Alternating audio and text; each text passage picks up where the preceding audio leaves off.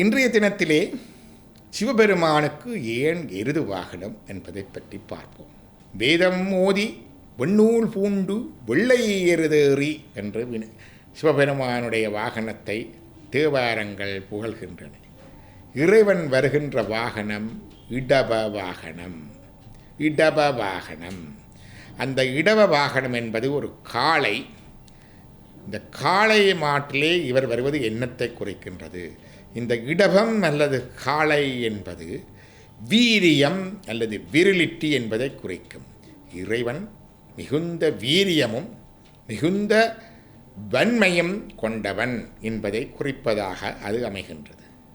அத்தோடு இறைவன் வருகின்ற இந்த எருது வாகனம் வெள்ளை நிறமானது. அது தூய்மையை குறிக்கின்றது.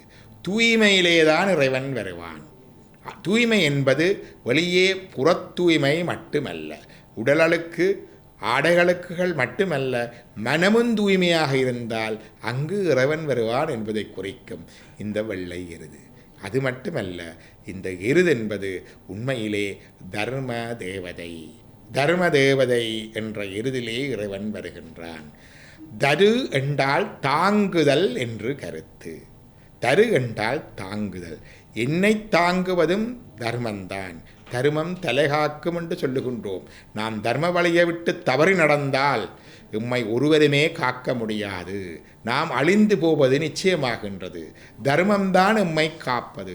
பலர் வாழ்க்கை சிக்கல்களிலே வருகின்ற பொழுது தர்மத்தை மீடுகின்ற தர்ம சங்கடத்துக்கு உள்ளாகின்றோம். அக்காலத்திலே நாம் எனது பிள்ளைகளுக்காக தர்மத்தை மீறினேன், எனது மனைவிக்காக மீறினேன், கணவனுக்காக மீறினேன், இப்படியெல்லாம் பல காரணங்களை சொல்லுகின்றோம். ஆயினும் தர்மத்தை கடைசி வரைக்கும் நாங்கள் மீறாமல் போற்றி கடைப்பிடித்தோமானால் தர்மம் என்னை காக்கும் என்று சொல்லி எமது மத சாஸ்திரங்கள் தர்ம சாஸ்திரங்கள் கூறுகின்றன. எம்மை தாங்குவது தர்மம். எம்மை மட்டுமல்ல, இந்த உலகத்தை தாங்குவதே தர்மம்.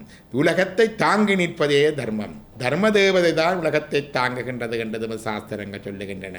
எம்மை மட்டுமல்ல, உலகத்தை மட்டுமல்ல, இறைவனை தாங்கி நிற்பதே தர்மம். இறைவனின் தர்மத்திலே தான் வருகின்றான். தர்ம தேவதை தான் எருதாக என்று அவனை தாங்கி நிற்கின்றது. வெள்ளை எருது என்பது தர்ம தேவதை என்று எமது சமய நூல்கள் விளக்கம் தருகின்றன. தர்மத்தில் வருபவன் இறைவன். தர்மத்தை நாங்கள் பிடித்தால் அதிலே இறைவன் வருவான்.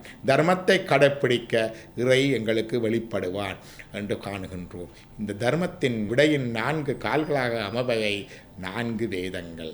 இந்து மதத்திலே 4 வேதங்கள் கூறப்படுகின்றன. இந்த வேதங்களின் ஊடாக தர்மம் தாங்கப்பட்டு வெளிப்படுத்தப்பட்டு உயர்ந்த நிலையில் இருக்கின்றது. அந்த வேதங்கள் நிலவும் மட்டும் வேதத்தை விளங்கி வேத தர்மங்கள் நிலைக்கு மட்டும் தர்மம் நிலைக்கும் பொழுது இறைவன் அங்கு வருவான் என்பதை நாங்கள் காணக்கூடியதாக இருக்கின்றது. அதேதான் சம்பந்த பெருமாளும் வேதநெறி தழைத்தோங்க மிகு செய்வத்துறை விளங்க பூத பரம்பர பொழிய புனிதவாய் மலர்ந்தளத சீதமலர் வயற்பு திருஞான சம்பந்தர் என்று அவருடைய அவதாரத்தை பற்றி சொல்லுகின்றார். அவரும் வாழ்க அந்தனர் வானவர் ஆணினம் என்ற பாடலூடாக வேதத்தினுடைய சிறப்பை பற்றி சொல்லுகின்றார். நாங்களும் மேன்முகழ் சைவ நீதி விளங்குக உலக வான்முகழ் வளாதுவேக என்பதில் வேதங்களுடைய நெறிகளையும் நாங்கள் வாழ்க என்று சொல்லுகின்றோம். ஏனென்றால் வேதங்கள் வாழ்ந்தால் தர்மம் வாழும், தர்மம் வாழ்ந்தால் நாங்கள் நன்றாயிருக்கலாம், உலகம் நன்றாயிருக்கும். தர்மம் வாழ்ந்தால் இறைவன் நமக்கு வெளிப்படுவார். ஆகவே இறைவன் தர்மத்திலேதான் வருவார். அதேதான் இறைவனுடைய இடவ வாகனம் நமக்கு எடுத்து காட்டுகின்றது.